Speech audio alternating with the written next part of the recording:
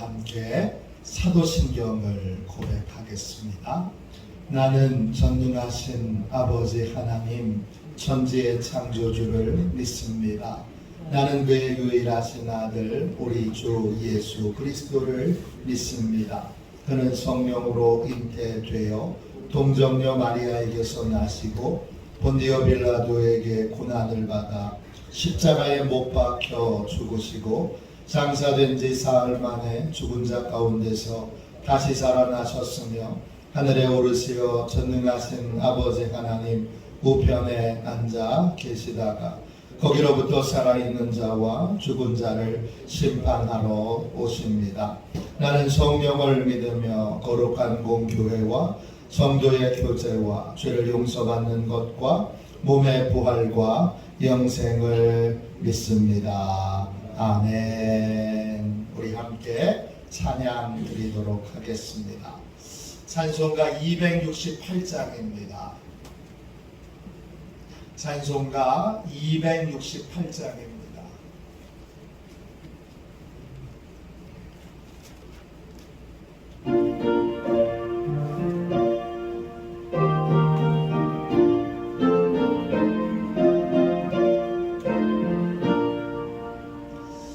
죄에서 자유를 얻게 하면 보혈의 능력 주의 보혈 시험을 이기고 승리하니 참 놀라운 능력이로다.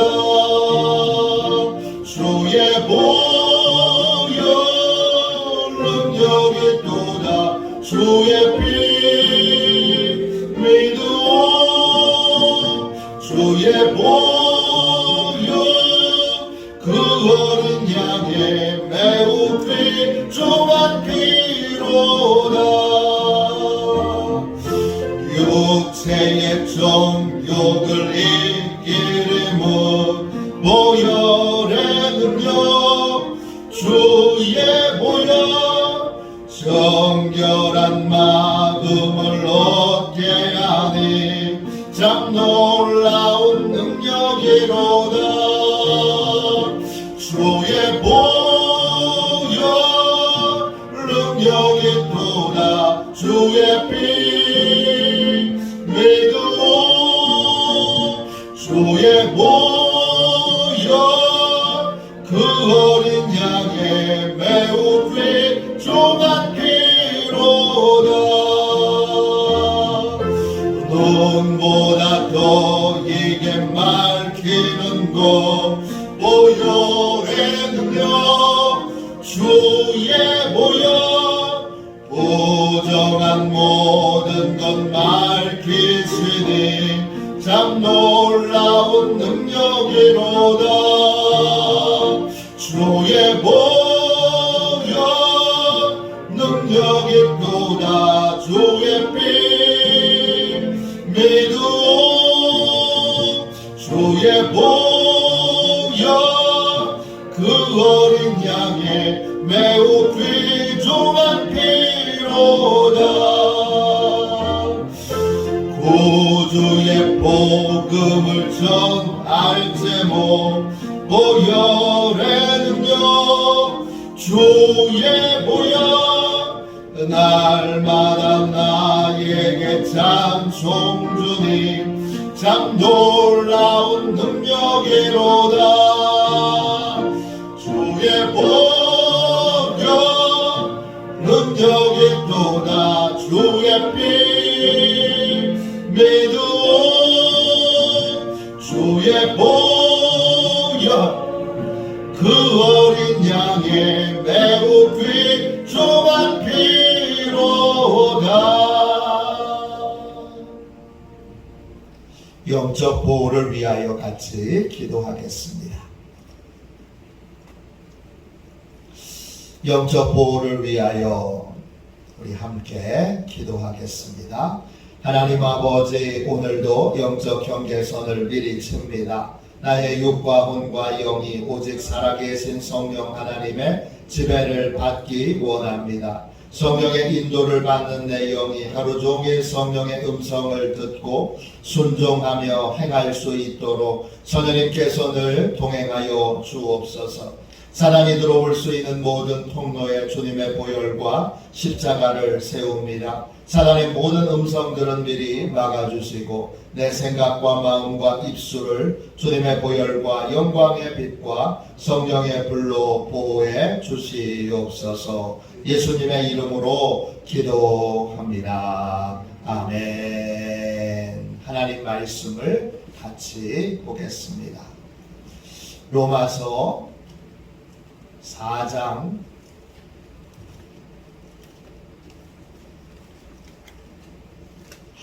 9절부터 16절까지 보겠습니다. 로마서 4장 9절부터 16절까지 말씀입니다. 신약성경책 244쪽입니다.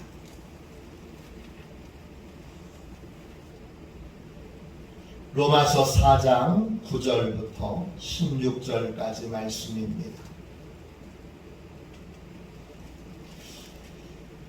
우리 함께 같은 목소리로 귀한 말씀을 함께 읽겠습니다.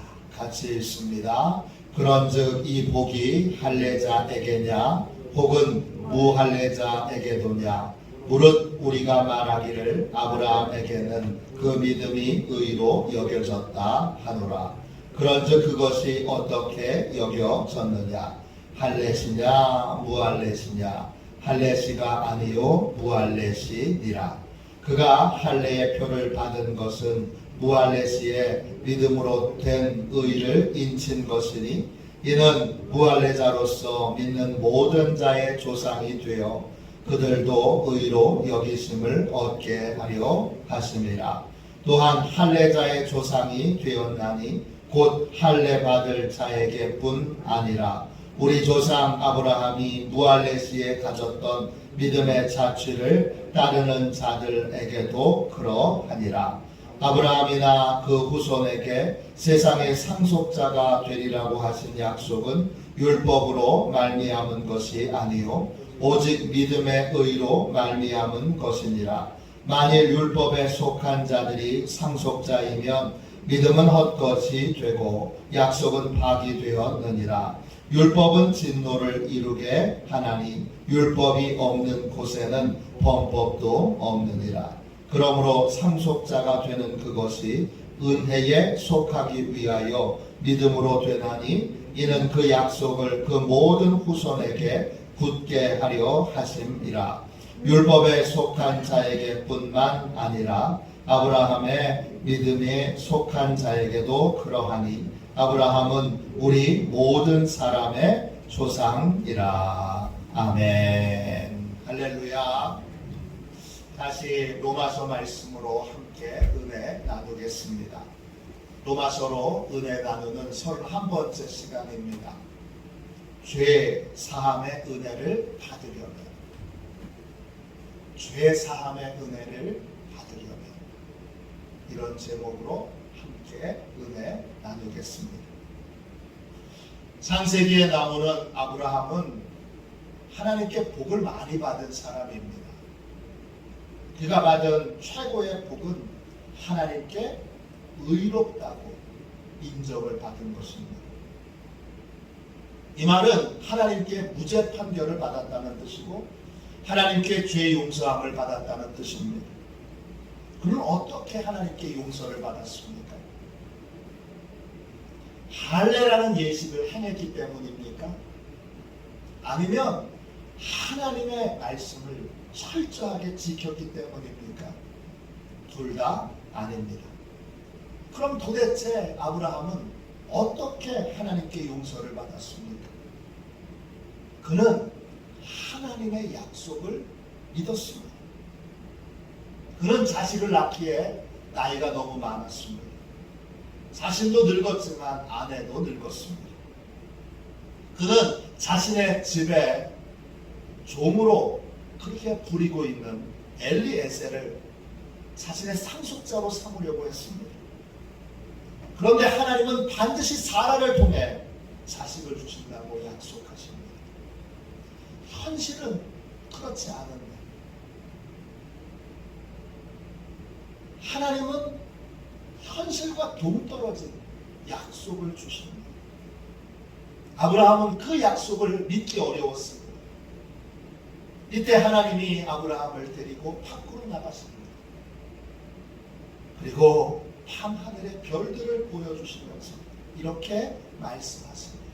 내 자손이 이 별들처럼 셀 수 없이 많아질 것이다. 아브라함은 그때 그 순간 불가능한 현실을 넘어서 전능하신 하나님을 믿었습니다. 현실이 아닌 하나님의 약속을 믿고 믿음으로 그 약속을 받아들였습니다. 그 믿음을 보시고 하나님이 아브라함을 은혜로 의롭다고 죄 없다고 그렇게 하나님이 인정해 주셨습니다. 아브라함이 죄 사함 받은 이유는 하나님의 말씀을 믿었기 때문입니다. 아브라함은 자신이 하나님을 위해서 뭔가를 하려고 들지 않았고 하나님이 준비해 놓으신 것을 믿음으로 받아들였습니다. 많은 분들이 믿음을 내가 내 생각으로 하나님을 위하여 뭔가 하는 것으로 생각합니다. 죄인이 죄의 노예가 하나님을 위해서 거룩하신 하나님을 위해서 할 수 있는 게 뭐가 있습니까? 이렇게 생각하는 것 자체가 여러분 내가 죄에 빠져 있다는 증거입니다. 내가 하나님을 위해서 뭔가를 할 수 있다. 내가 내 생각으로 하나님을 행복하게 하기 위하여 뭔가 할 수 있다고 하는 생각 자체가 바로 내가 죄 가운데 있다는 증거입니다. 아브라함은 그렇게 하지 않고 하나님이 준비하신 것을 믿음으로 그냥 받아들였습니다. 하나님의 약속을 받아들였고 하나님의 계획을 받아들였고 하나님의 전능하심을 받아들였습니다. 이것이 아브라함이 하나님께 의롭다고 인정을 받은 이유입니다. 우리도 죄사함을 받으려면 하나님께서 죄사함을 받도록 하기 위하여 준비해 놓으신 것을 받아들여야 합니다. 내가 죄 용서함을 받기 위해 뭔가를 해야 하는 것이 아니고 예수님께서 십자가에서 이루어 놓으신 것을 하나님이 예수님을 보내셔서 십자가에서 이루어 놓으신 것을 그냥 믿음으로 받아들여야 합니다. 내 것으로는 의로운 것이 하나도 없기에 의로우신 하나님의 것을 받아들여야 한다는 것입니다. 그런데 유대인들은 그렇게 생각하지 않습니다. 유대인들은 믿음이 아닌 할례를 통해서 죄사함을 받는다고 믿었습니다. 또 율법을 철저하게 지켜야 죄사함을 받을 수 있다고 그렇게 생각했습니다. 이런 생각은 철저히 틀린 생각입니다. 마음의 중심을 보시는 하나님이 특정한 행동을 한다고 특정한 예식을 치른다고 죄를 용서해 주시지 않습니다. 또 하나님의 법을 완벽하게 지킬 수 있는 사람 없습니다. 아브라함조차도 하나님의 말씀을 완벽하게 지키지 못했습니다. 예식의 행위나 순종의 행위가 우리를 구원하지 않습니다. 이걸 바울은 명백하게 전합니다. 바울은 이 로마서 4장에서 자문자다 스스로 질문하고 스스로 대답하는 그러한 방식으로 이 문제들을 설명하고 있습니다. 9절부터 10절까지 보세요. 9절입니다. 그런즉 이 복이 할례자에게냐 혹은 무할례 자에게 도냐? 무릇 우리가 말하기를 아브라함에게는 그 믿음이 의로 여겨졌다 하노라. 그런즉 그것이 어떻게 여겨졌느냐? 할례시냐 무할례시냐? 할례시가 아니요 무할례시니라. 바울은 묻습니다. 언제 아브라함이 하나님께 의롭다고 여김을 받았는가? 할례를 받았을 때인가? 아니면 할례 받지 이전인가? 정답은 할례 받기 이전입니다.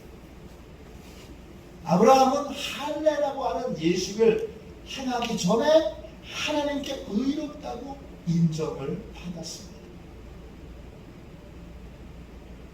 아브라함은 혈통으로 보면 할례 받은 유대인들의 조상이지만 그가 의롭다고 여김받은 건 할례를 받기 전에 믿음으로 의롭다고 여김받은 것이기, 혈통으로 보면 할례 받은 유대인들의 조상이지만 믿음으로 보면 아브라함은 모든 믿는 자의 조상입니다.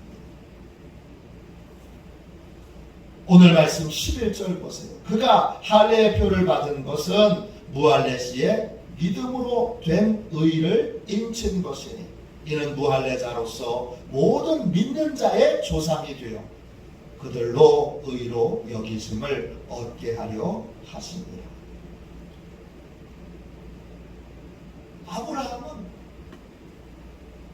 혈통으로 보면 할례 받은 유대인들의 조상이지만 그가 의로 여기심을 받았을 때는 무할례시 할례를 받기 전이니까 믿음으로 의롭다고 여김을 받았죠. 모든 믿는 자들의 조상이 됩니다.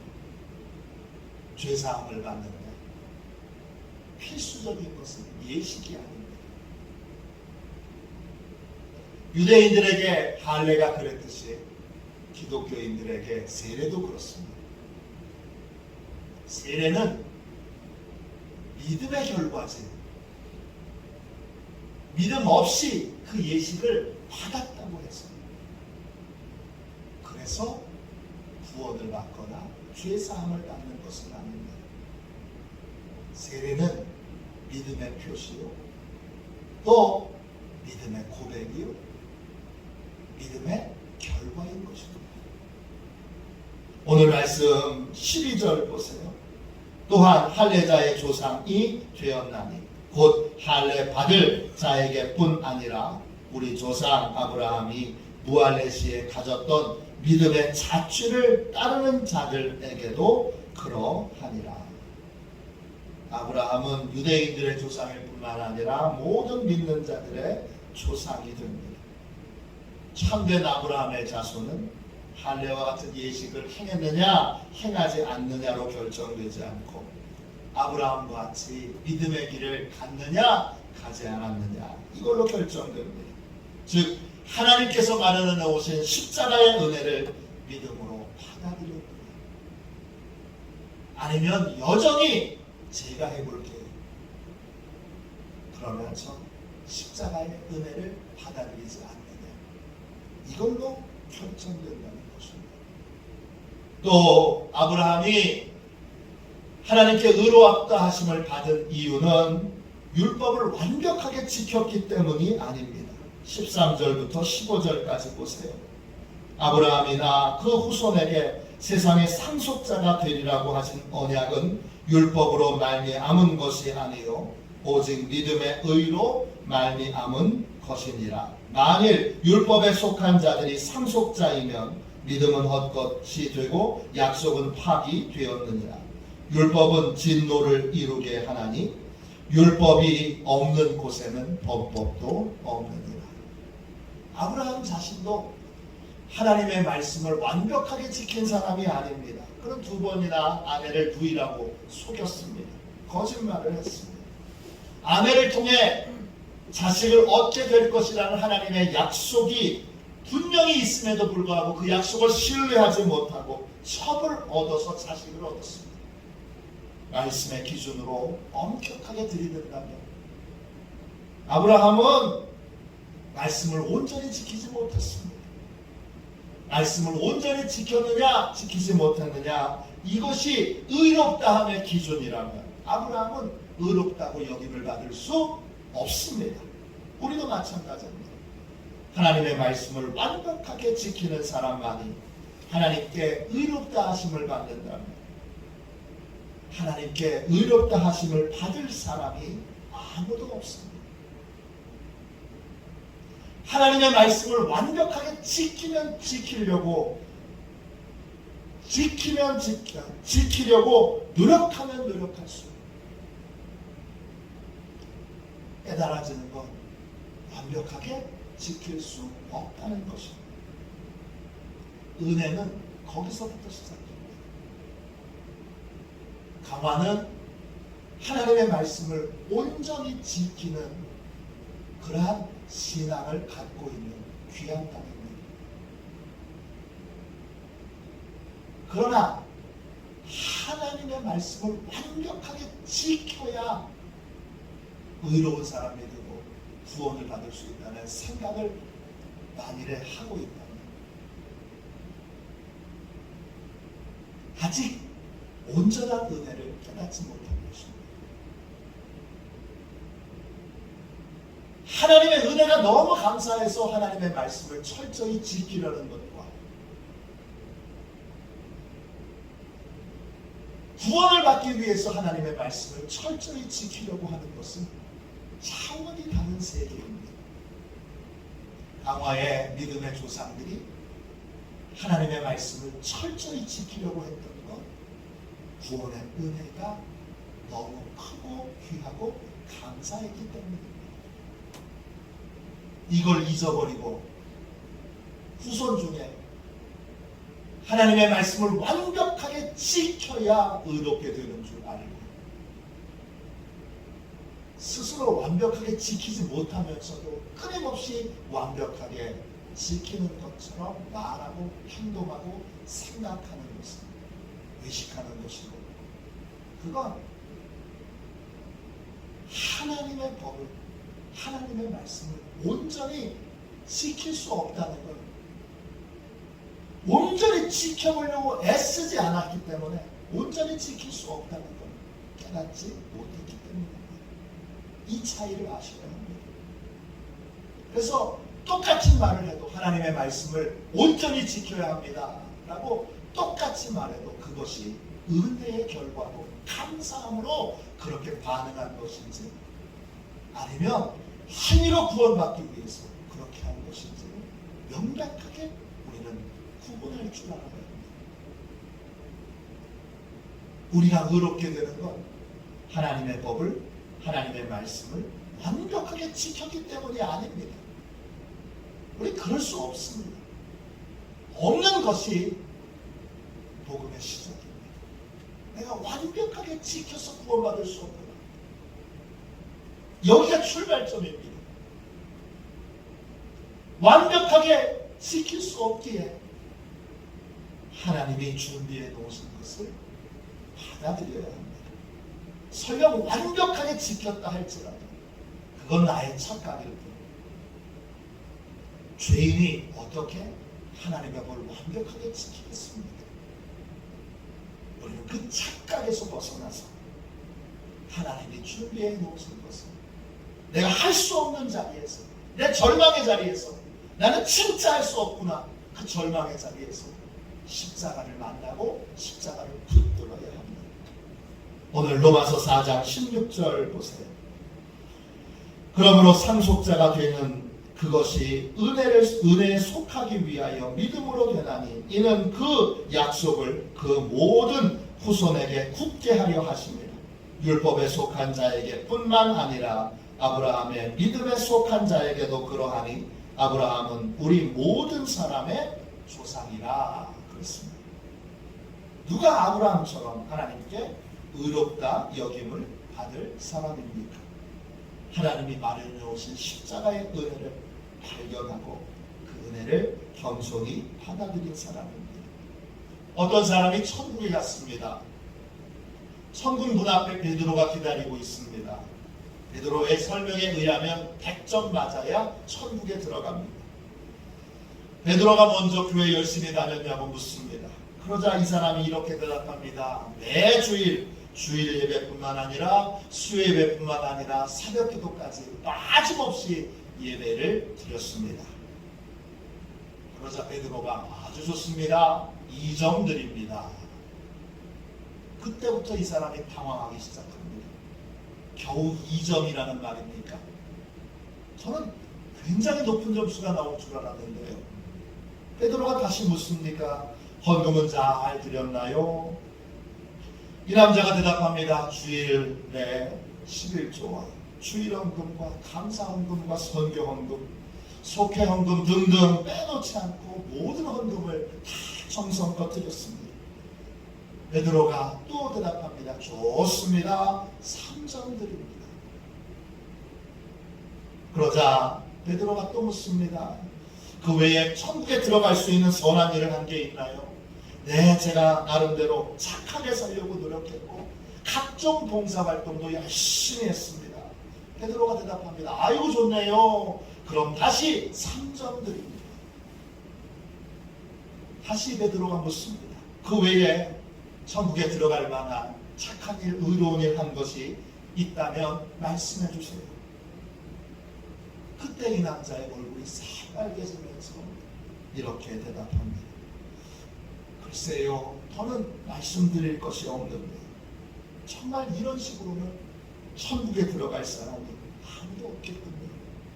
절망에 빠진 이 남자는 털썩 주저앉아서 흐느껴 울면서 예수님께 기도하기 시작합니다. 예수님, 제발 도와주세요. 제 힘으로는 천국에 들어갈 수 없습니다. 예수님, 제발 은혜를 베풀어 주세요. 저를 도와주세요. 그러자 베드로가 환한 얼굴로 이렇게 말합니다. 방금 당신은 100점이 됐습니다. 당신의 부족한 모든 점수는 예수님께서 십자가에서 다 참아주셨습니다. 합격입니다. 그냥 이야기지만 이 이야기는 우리에게 노력으로는 천국에 갈 수 없다는 사실을 명백하게 알려줍니다.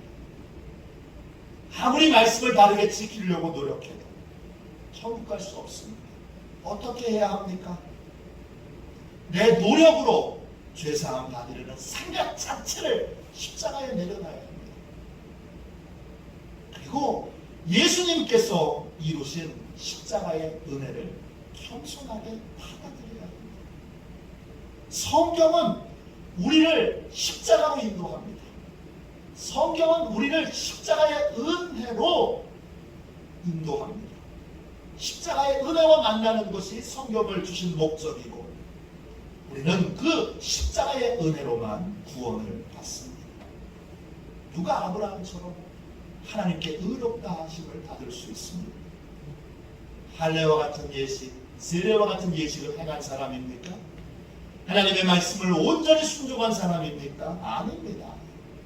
아브라함처럼 하나님께 의롭다 하심을 받은 사람은 하나님의 은혜를 십자가에서 발견하고 십자가의 은혜를 겸손히 받아들인 사람입니다. 어느 목사님에게 개가 한 마리 있습니다. 그런데 그 개가 위암에 걸렸습니다.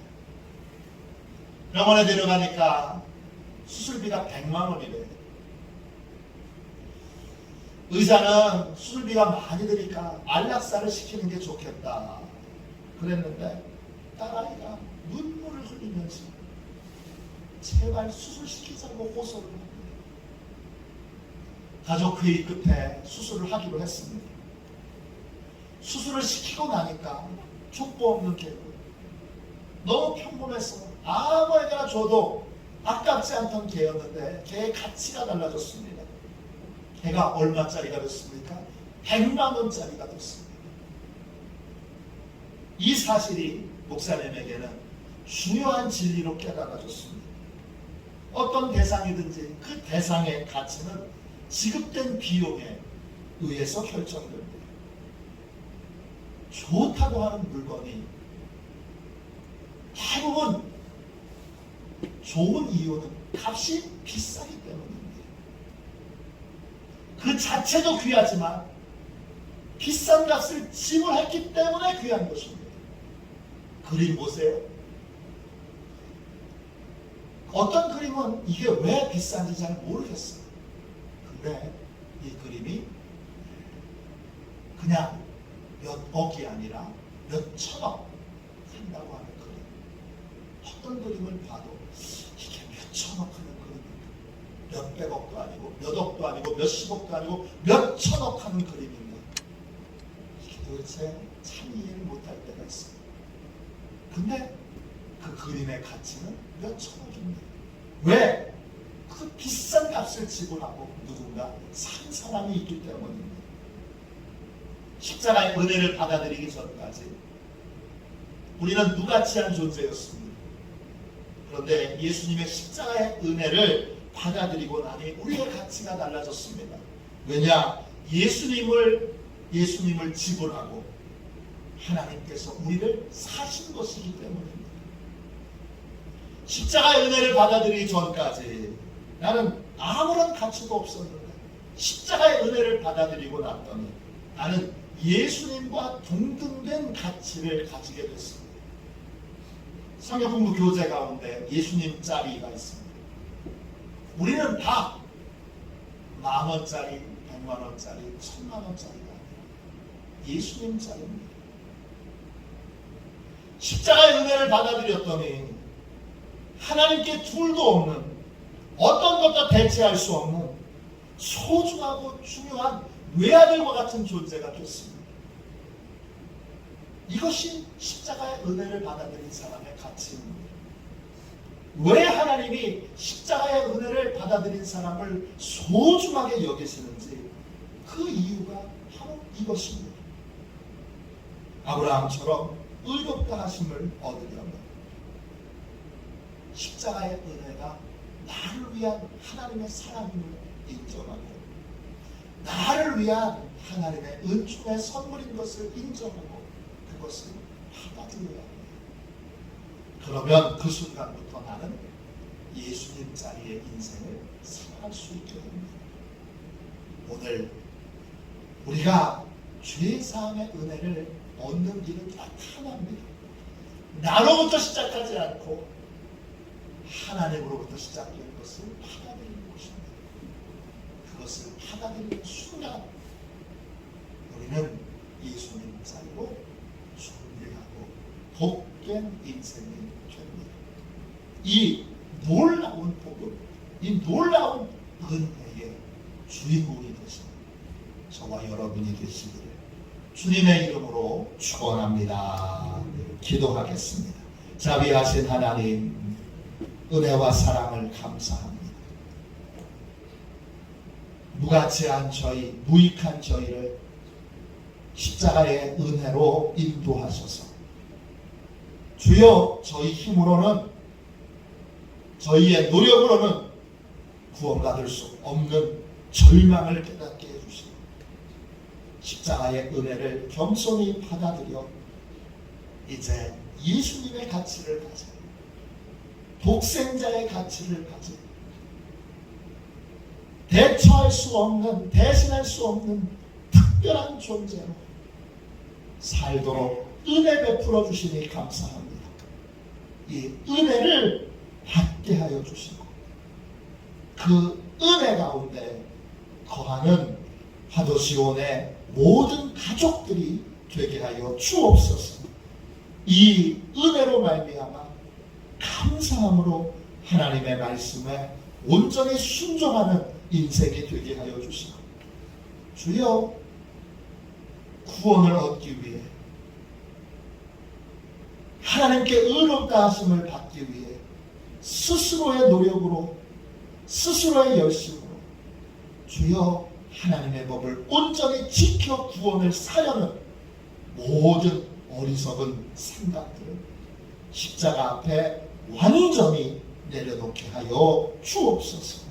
주께서 이 은혜를 잘 분별하여 날마다 십자가의 은혜 가운데 거하는 복되고 귀한 인생이 되게 하여 주옵소서. 거룩하신 예수님의 이름으로 간절히 기도하옵나이다. 아멘. 주기도문 하겠습니다. 하늘에 계신 우리 아버지, 아버지의 이름을 거룩하게 하시며 아버지의 나라가 오게 하시며 아버지의 뜻이 하늘에서와 같이 땅에서도 이루어지게 하소서. 오늘 우리에게 일용할 양식을 주시고 우리가 우리에게 잘못한 사람을 용서하여 준 것 같이 우리 죄를 용서하여 주시고 우리를 시험에 빠지지 않게 하시고 악에서 구하소서. 나라와 권능과 영광이 영원히 아버지의 것입니다. 아멘. 우리 함께 예배를 위하여 같이 기도하겠습니다. 오늘 1부 예배, 2부 예배, 오후 예배를 위해서 기도해 주십시오. 1부 예배, 2부 예배에 선포되는 말씀, 주님의 약속을 붙드는 삶이라는 주제로 말씀 나누고 있습니다. 큰 은혜를 부어주셔서 하나님의 약속을 붙들고 약속이 이루어지는 복된 삶을 살도록 기도해 주십시오. 오후 예배, 오늘 이제 영화 설교 마지막 날입니다. 귀한 은혜가 부어져서 레미제라블의 결론을 같이 나누게 될 텐데 하나님이 큰 은혜 내려주시도록 기도하겠습니다. 아동부 예배를 위해서 기도해 주시고 또 점심 식사를 위해서 기도해 주시고 오늘 되어지는 모든 일들과 또 예배의 순서를 맡은 분들, 봉사하는 모든 분들에게 하나님의 은혜가 임하도록 기도해 주시기 바랍니다. 예배를 위하여 같이 기도하고 이 제목으로 함께 뜨겁게 기도하도록 하겠습니다. 우리 함께 기도합니다. 하나님 아버지, 예배의 장소를 보혈로 덮어 보호해 주시고 모든 성도들에게 하나님의 전신갑주를 입혀 주옵소서. 예배하는 시간에 예배를 방해하는 원수 마귀를 물리쳐 주옵소서. 성령님이여 오시옵소서. 예배의 장소를 하나님의 영광으로 가득 채우시고 충만케 하옵소서. 목사님에게 성령의 기름 부음으로 충만케 하옵소서.